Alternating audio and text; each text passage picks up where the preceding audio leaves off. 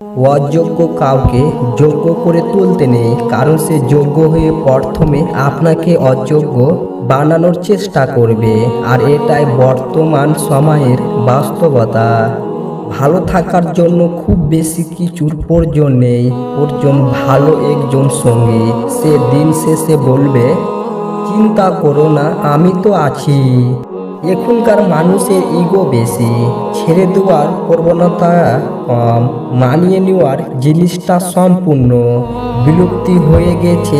এই জন্য তো আজকাল বন্ধুত্ব হোক বা ভালোবাসা টিকে না বেশি দিন। মানুষ নিজের প্রয়োজনে মানুষের সাথে মিশে, মানুষ কখনো একা থাকতে পারে না। বেকার প্রেমিকের পাশে সব মেয়ে থাকতে চায় না, আর যারা তারা সাধারণ হয় না, মেয়েদের সম্মান মেয়েরাই দেয় না। কিছু সম্পর্ক এইভাবেও ভেঙে যায়, একজন কথা বলার জন্য অপেক্ষা করতে থাকে তো অন্যজনের ইচ্ছাও জাগে না।